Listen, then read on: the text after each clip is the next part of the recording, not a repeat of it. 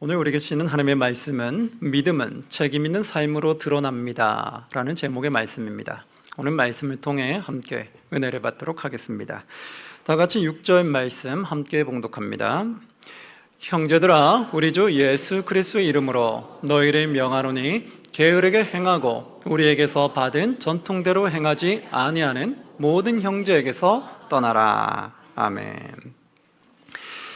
오늘 말씀은 사도 바울이 잘못된 신앙관을 가지고 있는 데살로니가 교인들에게 올바른 신앙이 무엇인지를 깨닫게 하는 메시지의 내용입니다. 오늘 말씀의 6절 말씀처럼 이렇게 시작을 하는데요. 형제들아, 이 형제는 뭐냐면 예수님을 나의 구주로 믿고 있는 그리스도인들아 라는 뜻이에요. 그러니까 예수님을 나의 구주로 믿는 게 공통된 점이죠. 그럼 예수를 나의 구주로 믿고 있는 우리 형제들아, 우리 주 예수 그리스도의 이름으로 너희를 명하는데, 즉 예수님의 뜻 안에서, 즉 나의 뜻을 전하는 것이 아니라 하나님의 뜻, 예수님의 뜻을 전하는데 게으르게 행하고 우리에게서 받은 전통대로 행하지 아니하는 모든 형제에게서 뭐하라? 떠나라. 자, 그러면 게으르게 행하고 우리에게서 받은 전통대로 행하지 아니하는 모든 형제, 이건 무슨 말일까요? 하나님의 말씀을 왜곡되게 받아들여서 잘못된 신앙관을 가지고 있어요. 이들은 무슨 신앙관을 가지고 있냐면, 원래 예수님께서는 우리에게 뭐라고 말씀하셨냐면 우리에게 하나님이 각각 재능에 따라 은사를 주셨다고 돼 있어요. 달란트를 주셨다고 했어요. 각각의 받은 은사, 달란트를 가지고 주님 부르시는 그날까지 충성되게 자기 맡겨진 책임을 완수하라고 말씀했어요.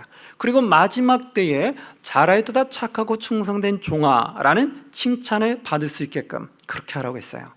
그런데 이 말씀을 왜곡되게 받아들였던 신앙인은 뭐라고 생각을 했냐면, 예수님의 재림이 그때만 해도 제대로 신학으로 분석이 안 됐기 때문에 예수님 재림이 언제 올지 잘 몰랐어요. 하나님은 하루가 천년 같고 천년이 하루 같다는 것을, 하나님의 시간의 개념을 몰랐어요. 영원한 시간대에 있어서 우리의 100년이나 1000년은 매우 짧은 시간이에요. 그런데 우리는 영원한 시간대에서 보지 않고 우리 시간대로 봐서 하나님 곧 오시겠지, 예수님 곧 재림하시겠지라고 생각을 했던 거예요. 그리고 재림이 빨리 오기를 소망한 것도 있죠. 수많은 어려움 속에서 이걸 벗어나고 싶었던 거죠. 그러다 보니까 어떤 사고가 들어가게 되냐면, 그래, 예수님의 재림이 곧 올 건데, 그러면 곧 올 거면 내가 힘들게 돈을 모아서 뭐해? 힘들게 내가 명분을 쌓아서 뭐해? 힘들게 내가 무언가를 쌓아서 뭐해? 즉 내가 힘들게 일해서 쌓은데 무슨 소용이 있어? 라는 생각을 하게 돼요. 그러면서 어떻게 되면 게을러지기 시작해요. 곧 재림이 올 텐데 힘들게 살지 말고 편하게 살자. 그러면서 자신에게 맡겨진 일들을 내려놓기 시작하죠. 학교 다니는 친구들은 학교 수업을 내려놓는 거예요. 곧 재림이 올 건데 내가 학교 졸업할 이유가 뭐가 있어? 수업 내려놓죠. 직장생활 하던 사람들도 내가 직장에서 열심히 할 게 뭐 있어? 곧 재림이 오면 떠날 건데 그동안 모아둔 돈으로 놀면서 살자. 뭐하러 힘들게 직장생활에 내려놓기 시작해요. 신앙생활도 마찬가지예요. 신앙생활도 각자 맡겨진 하나님의 일들이 있는데 곧 재림이 오는데 내가 왜 이렇게 힘들게 해야 돼? 이제 나도 좀 편하게 살자 라고 하면서 나에게 맡겨진 일들을 내려놓기 시작을 하죠. 그러면서 편하게 살려고 하는, 우리가 봐도 이건 뭔가 잘못됐다라고 싶어지잖아요. 그런데 이러한 신앙관을 가진 사람들이 나타나기 시작하는 거예요. 재림이 곧 올 건데 뭐하러 힘들게 살아? 편하게 삽시다. 이런 사람들이 무리가 나타나기 시작한 거예요. 그러다 보니까 교회 안에 있는 하나님의 말씀에 순종하지 아니하는 그러한 사람들이 생겨나기 시작한 거죠. 그래서 그러한 사람들에게서는 너희들이 떠나라라고 말하는 거예요. 그런 사람들과 같이 어울려서는 안 된다. 왜? 잘못된 신앙관이기 때문에 그들과 함께 어울려서 교회에도 내려놓고 사회에도 내려놓고 모든 거 다 내려놓으면서 그냥 놀면서 즐기고자 하는 이 게으름 속으로 빠져들면 안 된다라고 말하게 됐던 거예요. 그래서 7절에서 9절 말씀에서는 사도 바울 일행이 본인들의 삶을 좀 비유로 들어 설명해줘요. 봐라, 우리는 어떻게 살았는지를 아냐? 우리도 이렇게 살았어 라고 말하는데요. 7절에 보면 이렇게 나오죠. 어떻게 우리를 본받아야 할지를 너희가 스스로 알 수 있는데 우리가 너희 가운데 무질서하게 행하지 아니했다, 이렇게 되죠. 무질서하게 행하지 않았다는 건 뭐예요? 하나님의 말씀에 따라 순종하며 살아가야 되는데 하나님의 말씀에 따라 순종하지 않고 옳은 길로 가지 아니한 잘못된 길로 나아가는 것을 말하는 거예요. 그러니까 우리는 하나님 말씀에 불순종하고 잘못된 길로 나아가지 않았다. 왜요? 우리는 하나님의 재림을 준비하지만 하나님의 재림 때 잘하였도다 착하고 충성된 종이라는 말을 듣고 싶은 거지, 우리가 놀면서 하나님 말씀과 어긋나게 살면서 책망받기를 원하는 것이 아니었다는 거예요. 그래서 우리가 지금도 우린 열심히 살고 있다는 거예요. 그러니까 너희도 이렇게 무질서하게 살면 안 된다는 거예요. 하나님 말씀을 떠나서 자신의 마음대로, 자신의 뜻대로, 욕심대로, 탐욕대로 살아서는 안 된다라고 말하는 거예요. 그러면서 8절에 보니까 누구에게서든지 음식을 값없이 먹지 말고 오직 수고하고 애써 주야로 일하는 이유는 뭐냐? 너희 아무에게도 뭐를 끼치지 아니하려 한다? 폐를 끼치려 하지 아니한다. 자, 사회에서도 내가 맡은 일을 내려놓게 되면 주변에 많은 사람들이 피해를 주죠. 가정도 그렇고 여러 가지가. 내가 학업을 맡고 있는데 학업을 내려놓게 되면 많은 것들이 학업이 제대로 돌아가지 않게 되죠. 그리고 교회에서도 나에게 맡겨진 일들인데 나에게 맡겨진 일을 하지 않으면 그 짐이 다른 사람들한테 고스란히 가게 되죠. 내가 무언가 안 해버리면 나의 빈자리를 누군가 채워야 되잖아요. 그러면 많은 사람들에게 피해를 주게 되죠. 바로 이와 같이 우리는 누구에게 피해를 주면 안 된다는 거예요. 그리스도인들은 다른 사람들에게 피해를 주는 존재가 아니라 다른 사람에게 유익을 주는 존재가 된다는 거예요. 그것이 우리가 빛과 소금이라는 거예요. 그래서 우리는 세상에서나 교회에서나 다른 사람에게 피해를 주는 행동을 해서는 안 된다. 이것이 뭐예요? 책임감 있는 삶이죠. 참된 신앙을 가지고 있다면 우리는 책임감 있는 삶을 살아내야 된다는 거예요. 무책임하게 그냥 나는 모르겠다, 누가 알아서 하겠지 라는 것은 참된 신앙의 모습이 아닌 거예요. 신앙의 모습은 주님 부르신 그날까지 충성되게 행하는 거예요. 나에게 맡겨진 일, 교회든 사회든 나에게 맡긴 책임을 잘 완수하는 거예요. 학생은 학생의 신분으로서 책임을 완수하는 거고, 직장인은 직장인으로서 책임을 완수하는 거고, 교회 신앙인은 신앙인으로서 직분 맡은 거에 책임을 완수하는 거예요. 그것이 주님 부르시는 그날까지 내 자리를 지키고 하나님이 원하시는 그 길로, 바른 길로 나아가는 것이 믿음의 참된 모습이라는 거예요. 그래서 10절 말씀에 보면 이렇게 나오는데요, 심지어 이렇게까지 말해요. 우리 10절 함께 봉독합니다. 시작.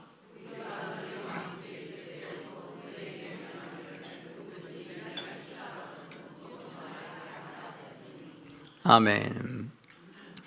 자, 우리가 너희와 함께 있을 때, 지금은 떨어져 있는 거예요. 예전에 함께 있어서 복음을 전할 때 뭐라고 했냐면 이렇게 외쳤다는 거예요. 우리가 너와 함께 있을 때에 너에게 명하기를 누구든지 일하기 싫어하거든 뭐하지도 말게 하라? 먹지도 말게 하라 하였더니, 이렇게 얘기했다는 거예요. 일하기 싫어하거든 먹지도 말게 하라. 그 이유는 무엇이었을까요? 여긴 정말 일하기 싫어하거든이라는 말은 뭐냐면 일할 수 없는 상태가 아니라 일할 수 있는 상태인데 내가 게을러서, 내가 하기 싫어서 안 하는 걸 말하는 거예요. 정말 일할 수 없는 상태에 있는 사람들은 교회가 적극적으로 도와야 돼요. 그러나 내가 일할 수 있는데도 불구하고 내가 싫어서, 귀찮아서, 땀 흘리기 싫어서 안 하는 것을 말하는 거예요. 나에게 맡겨진 일을 잘 감당해야 되는데 귀찮아서 안 해버려서 다른 사람이 그 짐을 지게끔 만드는 사람들, 그런 사람들은 먹지도 말게 하라. 즉 멀리 하라고 말하는 거예요. 왜요? 그런 사람들을 계속 품어주면 어떻게 될까요? 그러면 계속해서 교회 안에, 사회에서 문제가 돼버리는 거예요.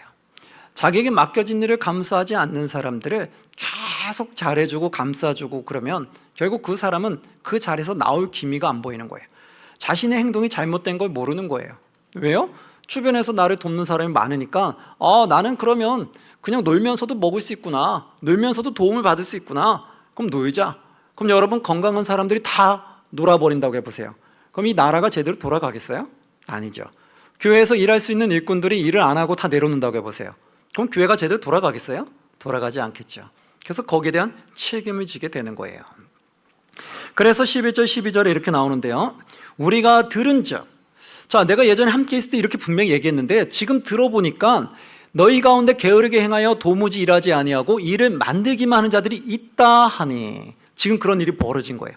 예전에 그런 일이 벌어질까 봐 그렇게 경고를 줬는데 진짜 바울이 떨어지고 난 이후에, 다른 곳에 간 이후에 그 교회에 그런 일들이 벌어지는 거예요. 정말 게으르게 행해서 도무지 일을 하지 아니하고 일을 만들기만 하는 자, 즉 게으른 자들은 결국 그 공동체를 무너뜨린다는 거예요. 열심히 자기를 하는 사람들에게는 사람들에게 긍정적인 힘을 줘요.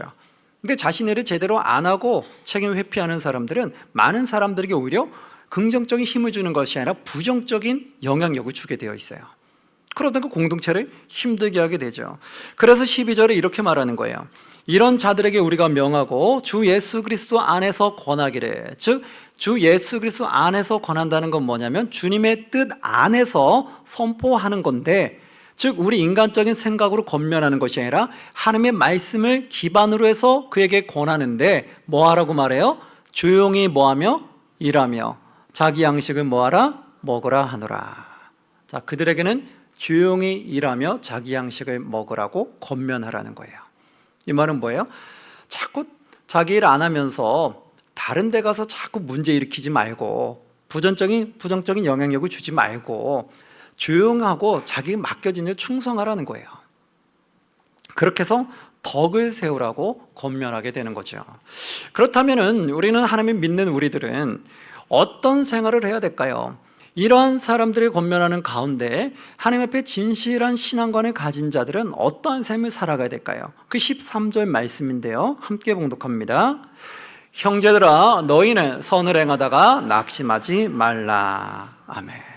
자, 그러면 올바른 신앙관을 가진 사람은 어떠한 삶을 살아야 되냐? 형제들아, 예수님을 나의 구주로 영접한 자들아, 너희는 무엇을 행하고? 선을 행하다가 뭐 하지 말라? 낙심하지 말라.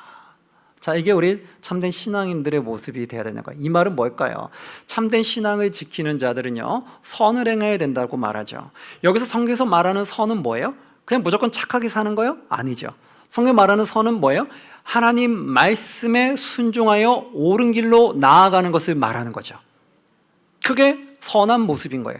내 생각에 옳은 대로 나아가는 것이 아니라 하나님 말씀에 입각하여 하나님 말씀에 순종해서 옳은 길로 나아가는 것, 그것이 선한 길이라는 거예요.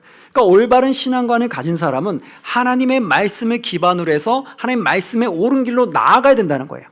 그러니까 우리는 각자에게 맡겨진 달란트에 맞게끔 충성을 다해야 되는 거예요.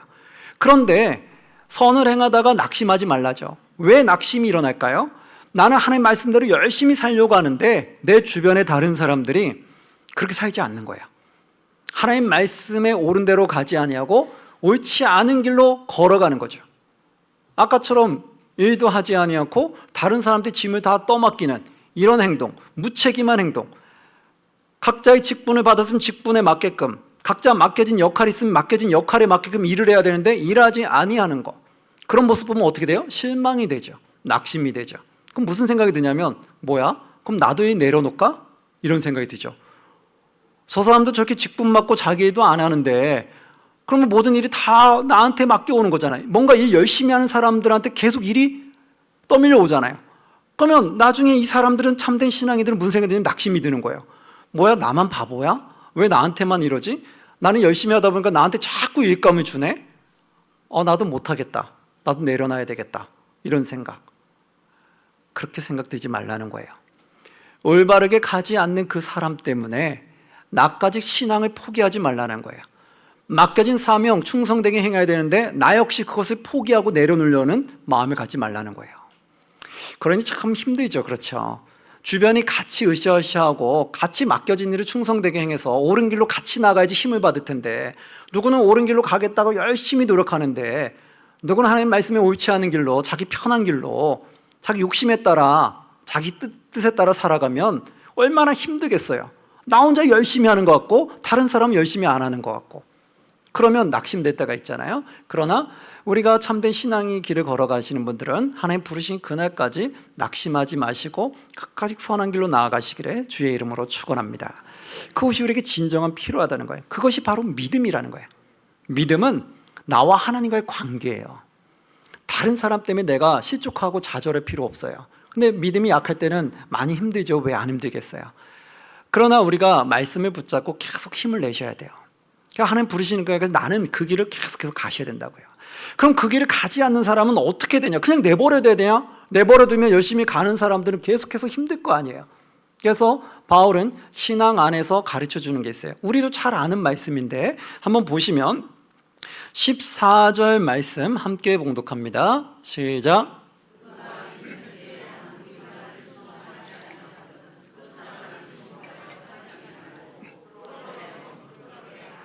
아멘. 자, 그러면 잘못된 길을 가는 사람은 그냥 내버려둬야 되냐? 나만 열심히 하면 되냐? 아니라는 거예요. 그렇게 되면 공동체가 깨지거든요. 그래서 말씀에 이렇게 나오는 거예요. 누가 이 편지에 한 우리말을 순종하지 아니하거든. 자, 이렇게 하나님의 말씀에 따라서 옳은 길로 같이 가야 되는 거, 게으른 길로 빠지는 것이 아니라 충성되게 행해야 된다고 말했는데, 이러한 우리의 말에 그리스도의 말씀을 기초로 해서 전한 이 말씀을 순종하지 아니하거든.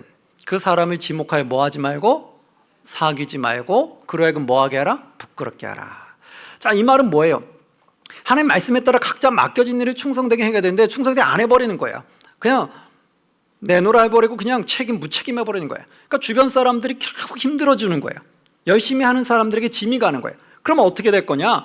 그런 사람은 그냥 내버려두는 것이 아니라 겉면해도 순종하지 아니하면 그들과 사귀지 말라. 이 말은 뭐예요? 거리를 두라는 거예요. 거리를 두는 이유는 뭘까요? 그렇다고 해서 그 사람과 뭐 해코지를 하거나 그 사람과 싸우고 일어나는 게 아니에요. 거리를 두라는 거예요. 그럼 거리를 두면 뭐가 되냐면 나중에 나랑 같이 어울리던 사람들이 어느 날 같이 보니까 서서히 나랑 거리가 멀어지기 시작하는 거예요. 뭔가 같이 막 어울렸는데 나의 잘못된 행동으로 인해서 뭔가 사람들이 멀어지기 시작하는 거예요. 그러다 보니까 나중에 생각을 해보게 돼요. 이게 뭐지? 왜 내 주변에 갑자기 사람들이 없어지지? 그 이유가 뭘까?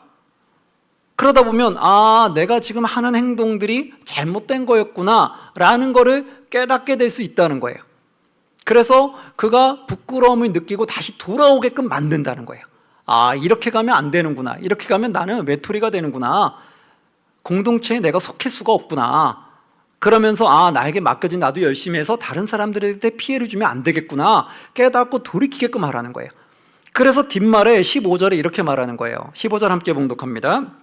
그러나 원수와 같이 생각하지 말고 형제같이 권면하라. 아멘. 그래서 이 말 나오는 거예요. 우리가 거리를 두는 이유는 원수처럼 뭐 대적하거나 싸우거나 그 사람을 해코지하려고 하는 게 아니라는 거예요. 우리는 그 사람이 돌아오게 하기 위해서 방법을 취하는 거예요. 그래서 우리는 거리를 두고 그 사람이 회개하고 돌아오도록 만드는 거죠. 그래서 원수처럼 생각하는 것이 아니라 형제같이 권면하라. 우리는 사랑하는 마음으로 권면해야 된다는 거예요. 당신이 하고 있는 것은 잘못됐습니다라고 말할 수 있어야 된다라는 거예요. 그래서 우리는 사회에서 말하는 것처럼 뭐 일진이다 막 이런 거 있잖아요. 일진이다 이런 것들은 또 직장 내 괴롭힘 이런 것들은 뭐냐면 그 사람을 회개하고 돌아오게끔 하는 것이 아니라 그 사람을 괴롭히는 거죠. 그렇죠? 일진들은 저 사람을 외톨이 만들고 괴롭히는 거예요. 그거는 성경에서 말하는 이 회개가 아닌 거예요. 교회 안에서는 누군가를 괴롭히는 게 아니라고요. 누가 자기 일을 제대로 안 한다고 해서 그 사람을 모욕하고 괴롭히고 막 그런 음모론 쓰는 그런 게 아니라고요. 괴롭히기 위한 것이 아니라 돌아오게 하기 위해서 그 사람과 거리를 둬주는 거예요. 왜요? 그 사람이 잘못된 길을 걸어가는데도 계속 친하게 지내면 그 사람은 내 주변에 친한 사람들이 많다 보니까 내가 뭘 잘못하고 있는지 알지를 못하는 거예요. 그러니까 계속해서 그 일을 반복한다는 거죠. 그러니까 우리가 영적으로 깨어 있다면 내가 아무리 친하더라도 아닌 건 아니라고 말할 수 있어야 되는 거고 말하는데도 안 들으면 거리를 둘 수밖에 없는 거예요. 거리를 둬야지 본인이 내가 뭔가 잘못하고 있구나라는 걸 깨닫게 된다는 거예요. 그럼 깨닫고 돌아오면 다시 품어주는 거예요. 그래서 우리는 그런 사람들을 원수처럼 대하는 것이 아니라 형제처럼 권면하고 대해야 된다는 거예요. 그래서 하나의 지혜가 아까처럼 거리를 두는 거예요. 거리를 둬서 그 사람이 깨달을 수 있게끔 상황을 만들어주는 거예요. 그래서 마지막 16절에 보면 이렇게 나오죠. 평강의 주께서 친히 때마다 일마다 너에게 평강을 주시고 주께서 너희 모든 사람과 함께 하시기를 원하노라. 아멘. 자, 이렇게 우리가 행동함으로 말미암아 평강의 주께서 친히 때마다 일마다 어떠한 일이더라도 때마다 일마다는 뭐예요? 좋은 일이 있을 때도 있고 좋지 않은 일이 일어날 때도 있고 고난의 일이 있을 때도 있고 축복의 일이 있을 때도 있죠. 어느 때가 되든 주님의 평강이 우리에게 있기를 간절히 소망한다는 거예요. 사랑하는 성도님, 우리는 신앙생활을 그럼 이제 어떻게 해야 조금 잡혔을 거예요. 그렇죠? 분명히 우리는 선을 행하되 낙심하지 말아야 돼요. 주변에 그렇게 가지 않는 사람 때문에 나도 신앙을 포기할 필요 없어요. 그렇다고 해서 이제 우리는 그 사람들 그냥 내버려 두는 것이 우리가 사랑하는 거냐? 그건 아니라는 거예요. 진정 사랑한다는 거 그 사람이 돌아오도록 권면하는 거예요. 그래서 잘못된 건 잘못됐다라고 말할 수 있어야 된다는 거예요. 그럼 우리는 좋게 말하면 뭐라고 말하냐면 이렇게 말할 수 있다고 말해요. 참된 신앙인은 진리를 포기하지 않되 사랑은 잃지 않는 공동체다라고 말한다는 거예요. 한번 우리 따라해 볼까요? 참된 신앙인은 진리는 포기하지 않되 사랑은 잃지 않는 공동체다. 아멘. 맞죠? 진리를 포기하지 않는다는 건 뭐예요? 진리 안에서 잘못된 건 잘못됐다고 말할 수 있어야 된다는 거예요. 그래야지 회개하고 돌이켜서 하나님의 영광을 드러내는 귀한 공동체가 될 수 있다는 거죠. 그때 하나님의 평강이 가득 차고 넘치게 된다는 거예요. 사랑하는 성도, 우리도 이러한 참된 믿음의 길로 걸어가는 저와 여러분들이 되시기를 주의 이름으로 축원합니다. 아멘.